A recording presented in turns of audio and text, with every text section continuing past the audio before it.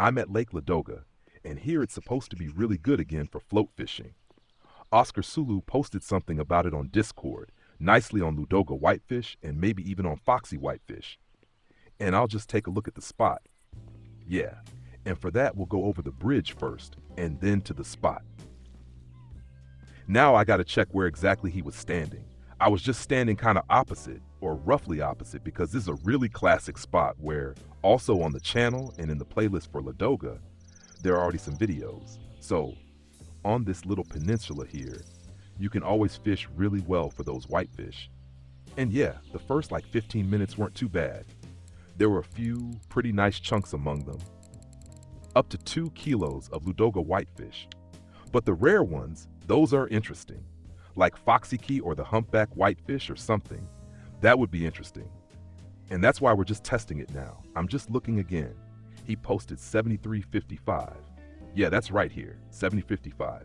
And now I'll check, where did he cast? There's the little birch, so he cast roughly in this direction here. And we can do that too.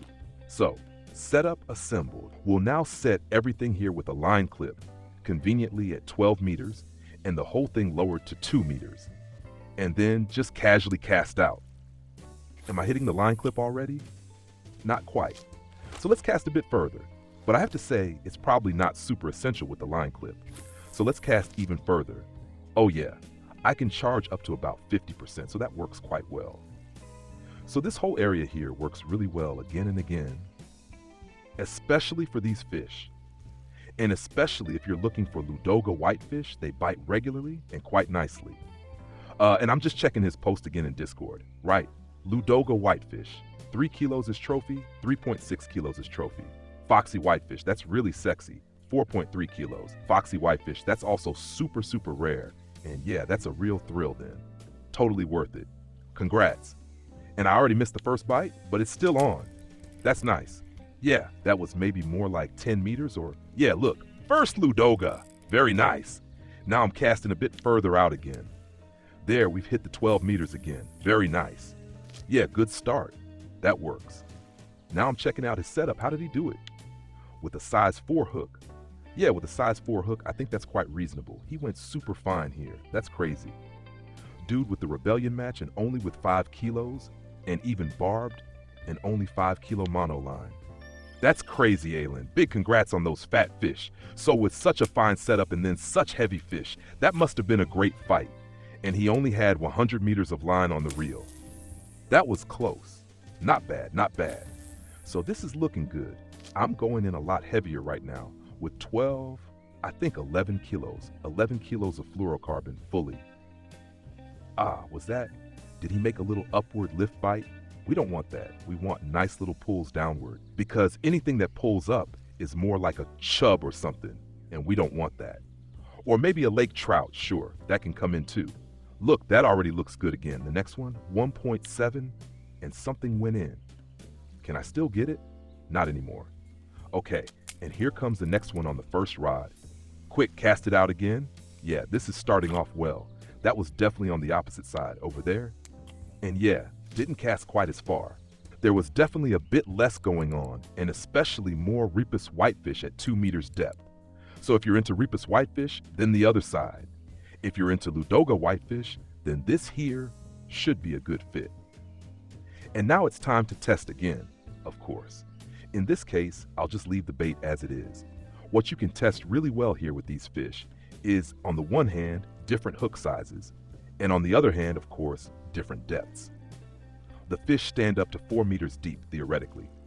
So, there's also a challenge, a task that you catch one of these fish while float fishing from a depth of 4 meters. This is the qualification. So, humpback whitefish, Volkov whitefish, Vuoksi whitefish, Ludoga whitefish. In English, they're all called whitefish XYZ, and here they're those various Zwierfecken, and so on and so forth. You can do it here, but probably better on the Ladoga archipelago. That should work even better. Yeah.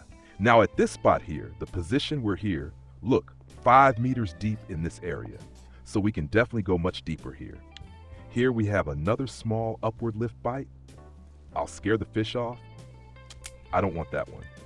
And here, I think something was on again. Yeah, that could very well be a smelt biting. the really tiny smelt that sometimes goes for the hook and tries to bite, and then of course you get false bites. So this one hasn't decided yet. That's also very important here in float fishing, trying to read the fish, so to speak. When is it really biting? Is it just faking? And when has it really taken the bait? That's always a bit of the art of float fishing, that you figure out exactly when the fish actually bit and is really pulling down, or if it just faked it. And accordingly, yeah, it just takes some practice. Now I'm going to tweak the next setup a bit. I'll make it a bit finer, because there's the possibility to also go really well for those finer fish or those smaller fish. Or you know what, let's just do it like this with this one here. We'll go with a size 10 hook, so relatively small, size 10 hook. The bait will leave as it is. This bait combination with stonefly larva and mayfly is absolutely brilliant. Works wonderfully. If you can only use one of the two, then maybe just test it. Maybe only stonefly on one rod and only mayfly on the other. Oscar Sulu, who posted in Discord, he had a size 4 hook with mayfly larva. So this combination, like I said, bait combo, this is the ideal combo. It works really well. So now we'll set up this rig here. We'll lower it quite a bit more. Let's go down to 3 meters deep and then see if this works too. 3 meters deep, 12-meter clip, and then let it sink nicely. Yeah, and in the meantime, I think something's going on again on the first one. Let's see. But again, a small lift bite?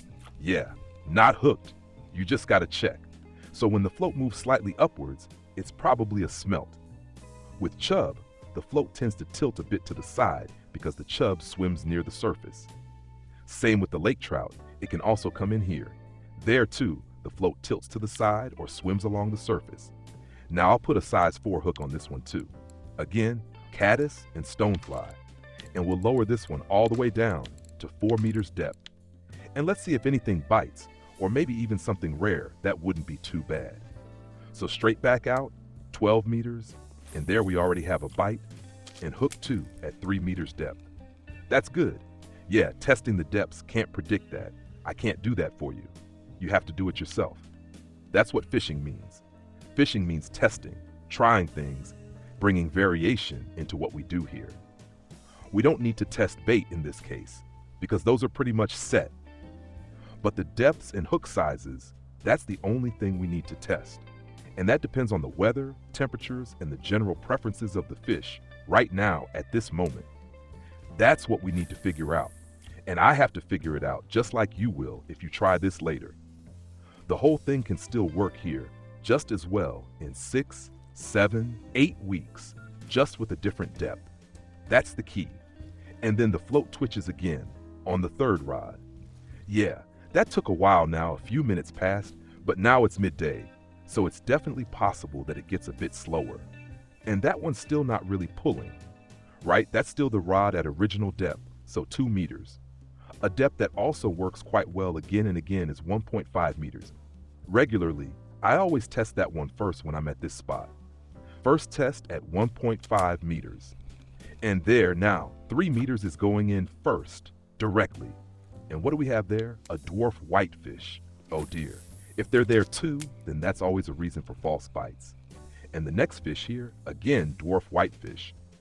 By the way, they prefer the bait mayfly much more. They really like that a lot. Also at Quarry, they're very common. So if you notice you're getting a lot of bites, but you're not hooking anything, that's often a sign you're dealing with these dwarf whitefish. They're small, they nibble, they pull the float up slightly, and then nothing happens. So you really have to try and read the bite pattern. Is it really a strong pull down bite, or is it just a slight lift or side movement? In those cases, it's better not to strike. And now let's just test again. We're back on the 4 meter depth setup, and on the first rod, we're still at 3 meters. That's already quite decent. But like I said, 1.5 meters, that's also a classic here. It really is. So whenever I come here, I always test that first. And if I'm not getting anything, I start to go deeper step by step. You can even go down to 4.5 or 5 meters if needed, depending on where the fish are standing. But 1.5 is usually a great starting point. Now on this rod, I'll also go with the smaller hook size again, let's say a size 10, and stick with the same bait combo.